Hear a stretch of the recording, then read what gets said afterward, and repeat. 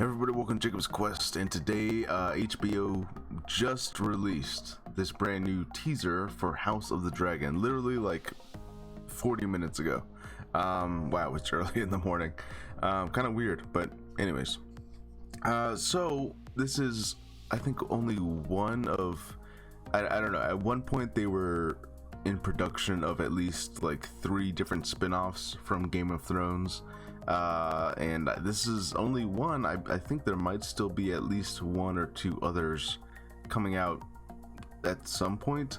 I think there was even rumors of an animated Game of Thrones spin-off or something. So in any case, you know, Game of Thrones ended the way it ended, and I'll get into that, but let's go ahead and just watch this first, okay? Here we go.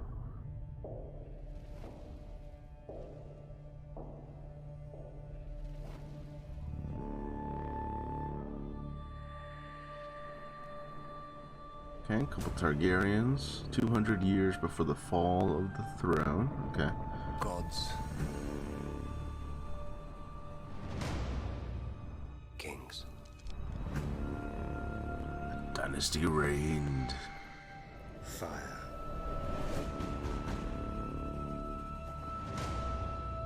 And blood.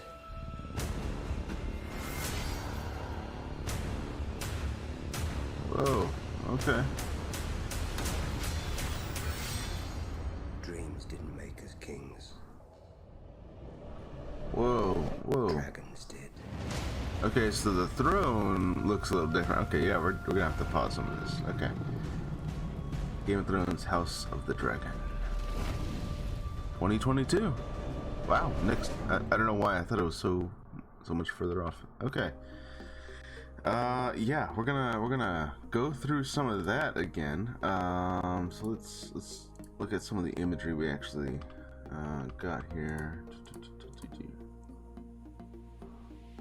Okay, so you know, obviously some of this is going to be some familiar.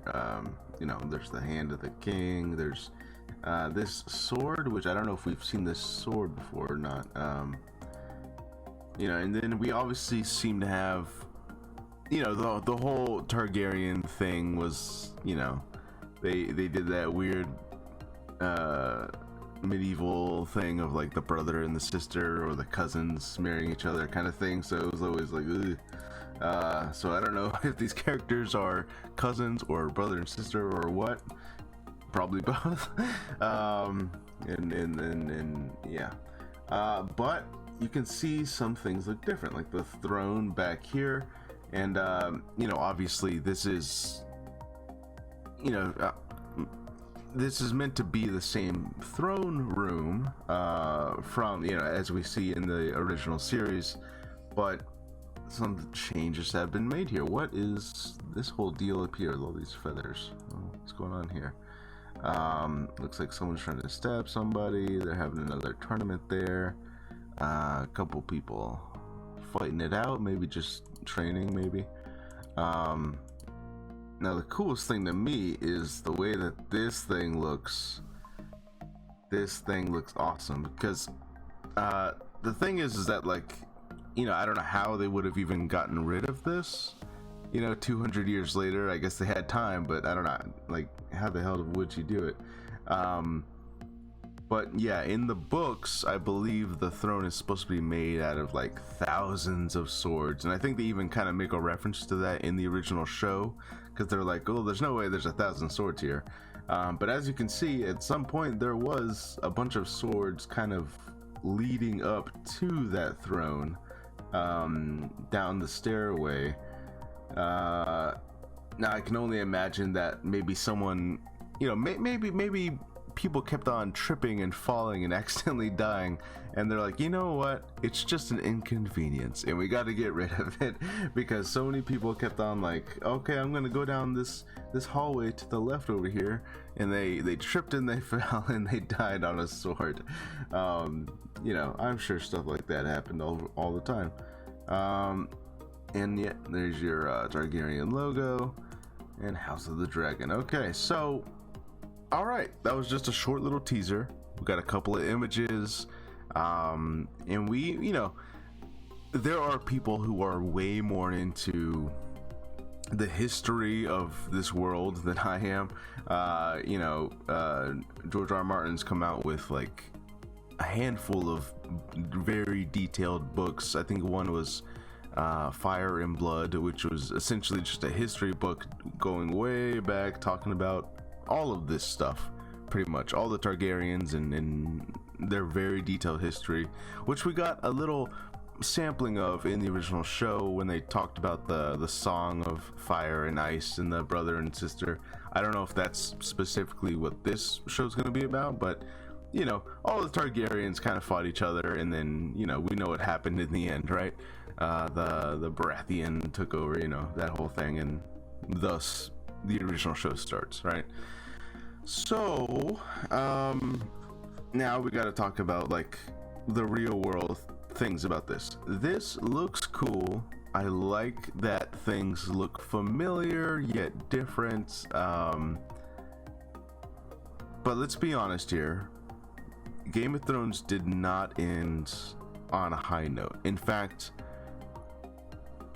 I can't think of any series that like it for its entire run, the entire run was like consistent highs, consistently getting those high marks, getting all this praise like season after season. And I know some people say maybe season 5 is when it started to falter, season 6, season 7, but like, if you think back, most people were still on board all the way until like those last 4 episodes, I think. Even then, some people were still on board until that very last episode.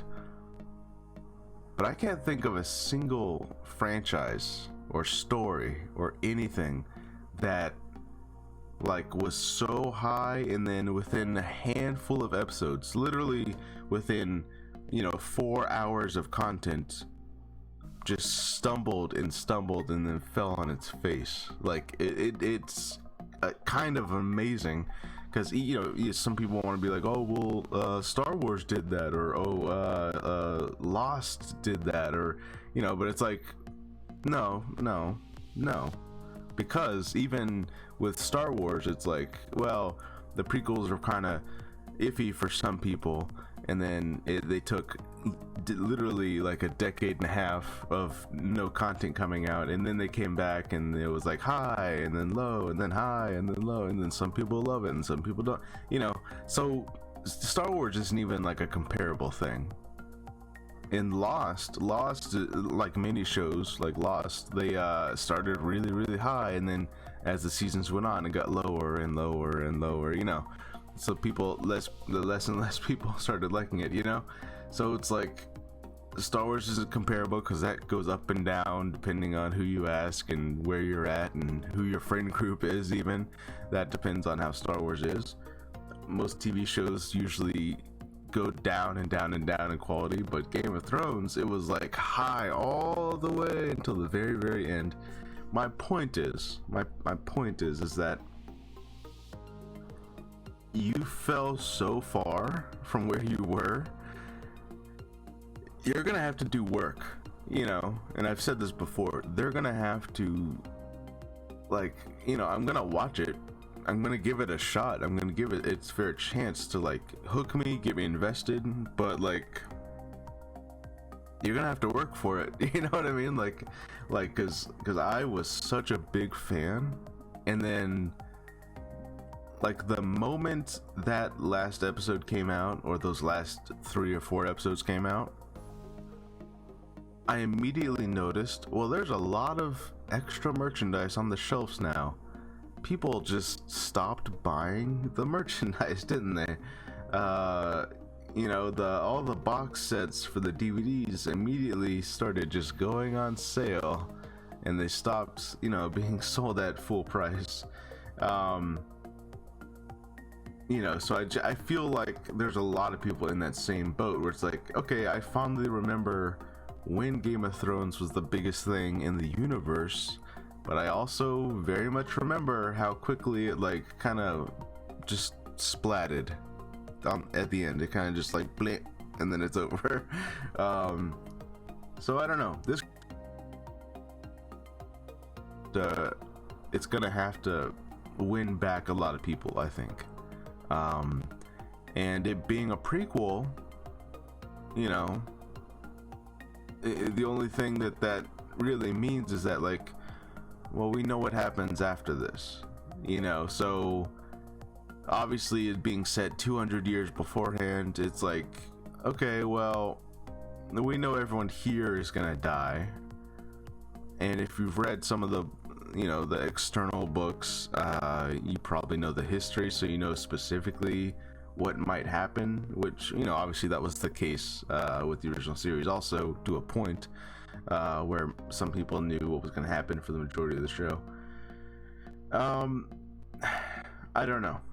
It's not impossible that this brings it all back, and then once again HBO has like this wonderful franchise on their hands, but I don't know which way this is gonna go. Maybe this might end up being somewhere in the middle, where it's like some people say, well, yeah, it's good, it's not as great as Game of Thrones used to be, but it's fine, you know.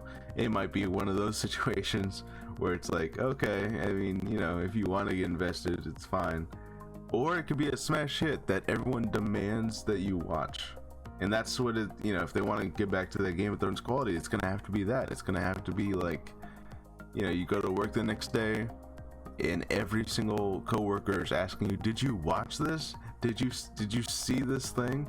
That's, you know, it has to be that, because that's what Game of Thrones was. Every single damn Monday after the weekend, it was like, did you see that episode yet? Did you get a chance to watch it? Because holy crap, man, that was, you know, that was always the conversation. So yeah, I don't know, we'll see. This is something that I'm very, very interested in how they do this, because yeah, it splat at the end, but it's not like, it hasn't been years that way. It's been like maybe what, 2 years now, 2 years, 3 years, I don't know, but it hasn't been like a decade of that, you know. So it's not impossible to like kind of do a little, you know, resuscitation on this franchise a little bit.